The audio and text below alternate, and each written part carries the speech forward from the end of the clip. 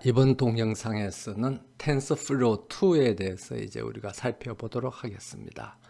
그래서 지난 동영상까지는 텐서플로우 1점 버전에 대해서 사용해서 우리가 이제 딥러닝 데이터 분석을 하는 과정을 이제 살펴봤습니다. 그런데 이제 최근에 와서는 텐서플로우 1을 사용하는 경우보다는 훨씬 이제 사용하기가 편리한 텐서플로우 2를 이제 사용해서 딥러닝 데이터 분석을 하는 것이 이제 보편화되고 있습니다. 그래서 우리가 그 텐서플로우 1을 사용함으로써 텐스라든지 그다음에 텐서플로우의 작동 원리에 대해서 우리가 이제 어느 정도 이해를 했기 때문에 그러한 이해를 바탕으로 해서 텐서플로우 2를 사용해서 보다 편리하게 데이터 분석을 이제 하는 과정을 이제 한번 살펴보도록 하겠습니다. 그래서 먼저 개략적으로 이제 텐서플로우 1과 텐서플로우 2와의 이제 차이점을 살펴보면 우리가 텐서플로우 1은 이제 두 가지 단계를 거쳐서 우리가 그 데이터 분석 프로그램이 실행된다고 그렇게 이제 살펴봤습니다. 그래서 그 첫 번째 단계가 컴퓨테이션 그래프를 작성하는 단계고요.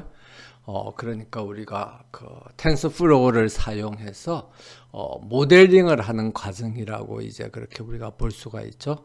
모델링을 하고 나면 그 다음에 이렇게 해서 이제 컴퓨테이셔널 그래프가 작성이 되고 나면 실행을 하는 단계로 이렇게 두 가지로 나눠진다고 그랬습니다. 그래서 실행을 하는 단계는 tf.session이라는 명령어를 이제 실행을 해서 해당되는 세션에서 우리가 모델링된 컴퓨테이셔널 그래프를 실행을 시켜야 이제 결과가 나오는 겁니다. 그래서 이제 우리가 데이터 분석을 하는 과정에 크게 보면 두 가지로 이렇게 나눠져 있죠. 첫 번째 단계가 모델링 단계, 두 번째가 실행 단계, 이렇게 이제 나눠져 있는 것이 이 텐서플로우 1의 특징이었습니다. 그런데 텐서플로우 2는 이 컴퓨테이셔널 그래프를 모델링하는 단계하고 실행하는 단계의 구분이 없어요. 다른 말로 또 하면 tf.session이라는 그러니까 모델링 된 이제 컴퓨테이션 그래프를 실행시키는 세션이라는 명령어가 없어요. 그래서 이 세션이라는 명령어를 실행을 하면 에러가 나타납니다. 그래서 session.run이라는 이런 이 명령어들이 없습니다. 그러면 그 다음에 이제 또 중요한 특징 중에 하나가 우리가 텐서플로우 1에서는 모든 계산 과정이 무엇으로 표현된다 그랬냐 그러면 텐서로 표현된다고 그랬죠. 그래서 모든 계산 과정이 이제 텐서로 표현이 됩니다. 근데 이 텐서라는 게 배열이라고 그랬죠. 그러니까 2차원 어레이, 그러니까 다른 말로 하면 매트릭스로 표현이 된다고 그랬습니다. 그래서 다차원 배열로서 이제 텐서가 이렇게 표시가 되는 거죠. 다차원 배열로서 텐서가 이제 표시가 되는데 이런 텐서의 차원들을 텐서플로우 1에서는 다 이제 우리가 맞춰줘야 됩니다.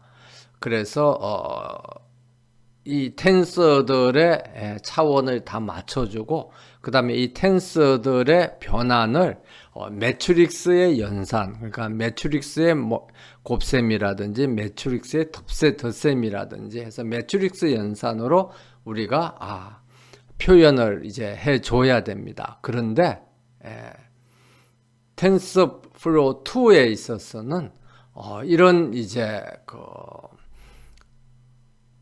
매트릭스의 차원들을 우리가 직접 정해줄 필요가 없습니다. 그래서 다만 인공신경망 안에 있는 레이어의 노드의 수만 이렇게 우리가 정해주면 모델링이 이루어져요.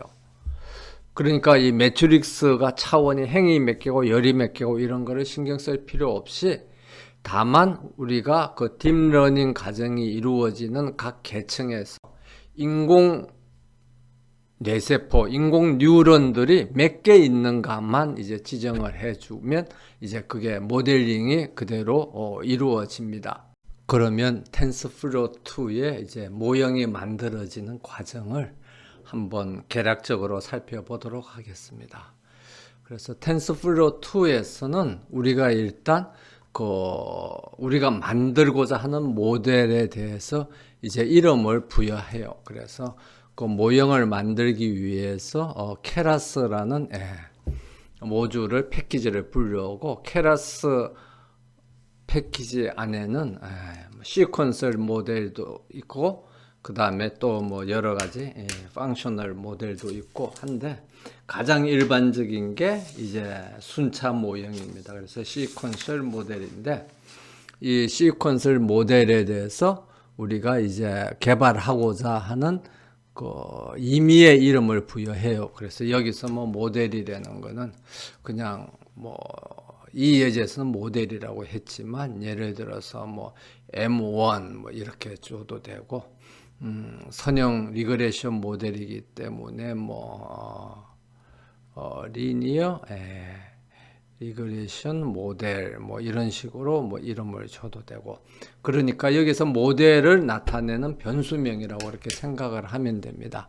그래서 그렇게 이제 모델 변수를 이제 생성하고 나면 그 모델 변수에다가 레이어를 계속 이제 추가를 해요. 그래서 인공신경망 계층을 계속 붙여 나가는 거죠. 그래서 인공신경망 모형 중에서 가장 일반적인 게 이제 덴스 레이어, 그러니까 그냥 일반적인 퍼셉트론 신경망들로 일반적인 신경망들로 구성되어 있는 신경망 계층이 이제 덴스 레이어입니다. 그래서 하나의 이제 신경망 가장 일반적인 신경망 계층이라고 이렇게 이제 할 수가 있죠. 그래서 이 덴스 레이어를 이제 추가를 하는데 이 덴스 레이어를 추가를 할 때는 뭘 지정해 주느냐 그러면 입력 변수가 몇 개이냐. 그래서 입력 변수가 몇 개이고 그 다음에 그 레이어를 구성하는 그 인공 뉴런의 개수가 몇 개이냐. 그래서 인공 뉴런의 개수가 몇 개이냐. 그래서 우리가 가장 간단한 선형 회귀식 그러니까 y 이꼬르 ax 더하기 b 이런 선형 회귀식인 경우에는 입력 변수가 한 개죠. 그래서 여기에 인풋 쉐이프가 여기 보는 것처럼 1로 지정되어 있습니다. 그래서 입력 변수도 하나이고 그 다음에 그 입력 변수를 받아서 우리가 만들어지는 출력되는 뉴런도 몇 개냐 그러면 아웃풋 뉴런도 1이죠. 그래서 이 레이어의 인공 뉴런의 개수도 이제 1로 이렇게 지정이 되어 있습니다. 그래서 가장 간단한 이제 형태를 예를 든 것이고요. 그래서 이 경우에는 한 개의 인공신경망 계층만 이제 추가가 된 거죠. 그래서 우리가 그 텐스플로우에서 1에서 공부한 싱글 레이어 퍼셉트론 그러니까 단층 신경망 단층 신경망에 대한 이제 모델링 이라고 우리가 이제 볼 수가 있겠습니다. 그래서 이제 이렇게 모델링을 하고 나면 그 다음에 그 모형을 이제 컴파일을 하는 거죠. 그래서 그 컴퓨터 프로그래밍을 할 때 프로그램을 다 작성하고 나면 그 프로그램에 오류가 있는지 없는지를 이제 찾아서 그 프로그램을 실행 가능한 상태로 바꾸는 거를 우리가 컴파일이라고 그러죠. 그래서 그 소스 프로그램을 우리가 코딩한 프로그램을 이제 실행 가능한 형태로 바꾸는 것을 이제 우리가 컴파일이라고 그렇게 이야기를 합니다. 그래서 텐서플로우 2에서도 우리 모델링한 그 모형을 이제 실행 가능한 형태로 이제 바꿔주는 게 컴파일 과정입니다.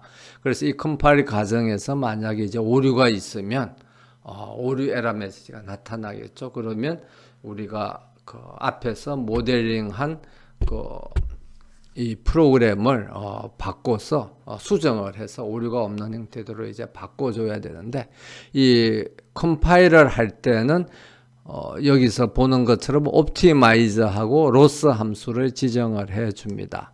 그래서 선형 회귀식인 경우에는 뭐 가장 일반적인 옵티마이저가 스토캐스틱 그레디언트 디센트, 그러니까 이 변화율에 따라서 우리가 예측하고자 하는 그 변수들을 조정하는 그레디언트 디센트 방법을 가장 이제 선형 회귀식인 경우에는 옵티마이저로 가장 많이 사용한다고 그랬고, 그 다음에 비용 함수는 민 스퀘어 에러, 그러니까 에러의 자성의 평균값, 자성 평균값을 이제 로스 함수로 가장 많이 사용한다고 했습니다. 그래서 스토캐스틱 그레디언트 디센트와 민 스퀘어 에러를 이제 옵티마이저와 로스 함수로 이제 지정을 해주고, 그 다음에 학습률도 지정을 해주고, 그 다음에 이 경우에는 이제 학습률을 앞에서 아마 상수로 지정을 한 모양이네요. 그래서 상수로 지정한 경우에는 이렇게 하고, 아니면 상수로 지정이 되지 않았으면 예를 들면 학습률은 0.001이다 이런 식으로 우리가 값을 이제 줄 수도 있겠죠. 그 다음에 이제 그 모형의 그 성능을 평가하는 척도로서는 여러 가지가 있는데, 가장 텐서플로우 2에서는 그 accuracy를 가지고, 정확도를 가지고 이제 가장 대표적인 모형의 척도를 이제 사용을 합니다. 그래서 매트릭스 해서 모형의 척도를 지정해 줘도 되고, 지정해 주지 않아도 accuracy가 이제 기본적인 이제 척도로서 이제 활용이 됩니다. 그래서 이렇게 해서 컴파일을 다 하고 나면 그 다음에 그 모형을 가지고 실제로 이제 학습을 시키는 거죠. 그래서 학습을 시키는 것이 여기 있는 fish라는 함수를 사용해서 학습을 시킵니다. 그런데 학습을 시킬 때는 이제 입력 데이터하고 출력 데이터, 그러니까 x 값하고 y 값을 이제 주고요. 그 다음에 학습을 몇 번 시킬 것인가 하는 것은 이제 epoch이라는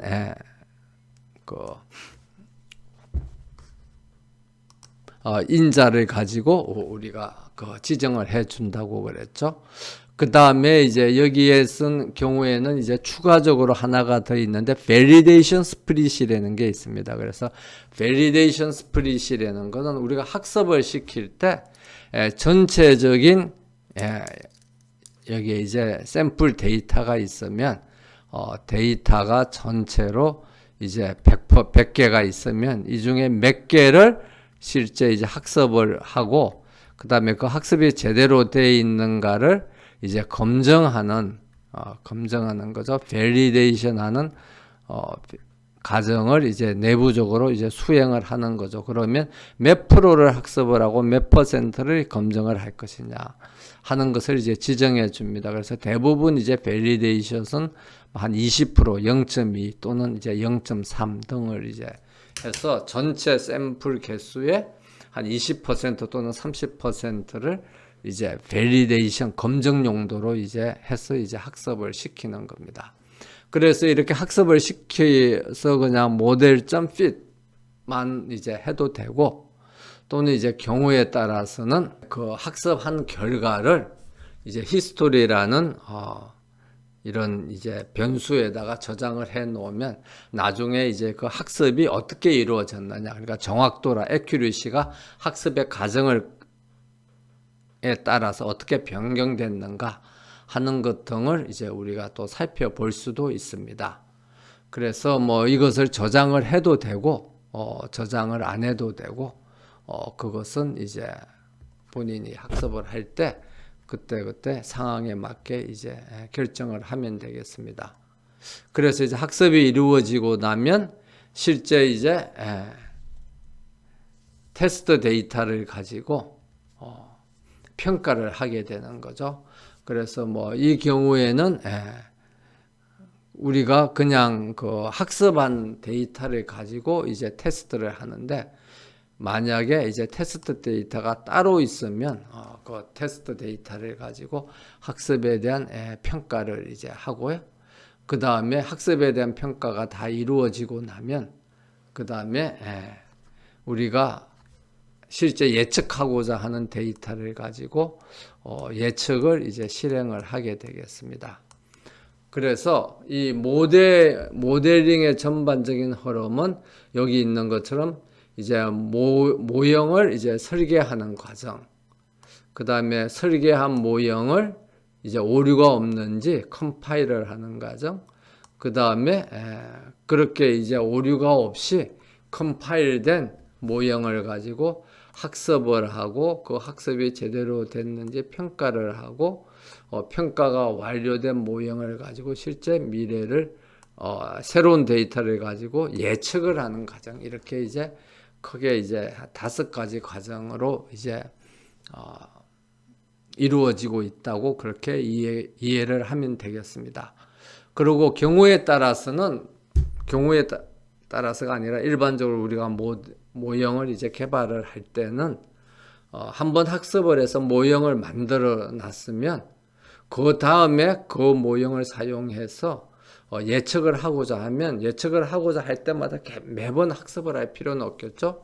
그렇게 해서 학습된 모형을 우리가 저장을 이제 해두고 그 저장된 모델을 불러와서 새로운 데이터를 사용을 해서 예측을 하는 과정을 거치게 되겠습니다. 그래서 학습된 모형을 이제 저장하는 명령어가 model.save이고, 그러면 이제 다음에 이렇게 저장된 모델을 불려와서 사용할 때는 학습을 할 필요가 없겠죠.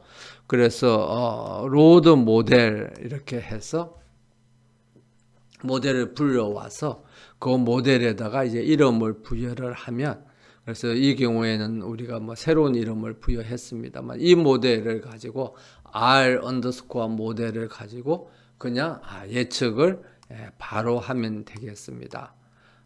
그러니까 요 앞에서 뭐 모형을 만들고 컴파일을 하고 그 다음에 학습을 하고 평가를 하고 하는 이런 과정을 거칠 필요가 없는 거죠. 왜냐하면 이런 과정을 다 거친 모델을 이제 저장을 해놨기 때문에 그걸 불러오면 바로 그걸 사용을 해서 예측을 하는데 사용을 할 수 있겠습니다. 그래서 이러한 텐서플로우2의 이제 특징을 살펴보면 매트릭스 연산식이 없어요.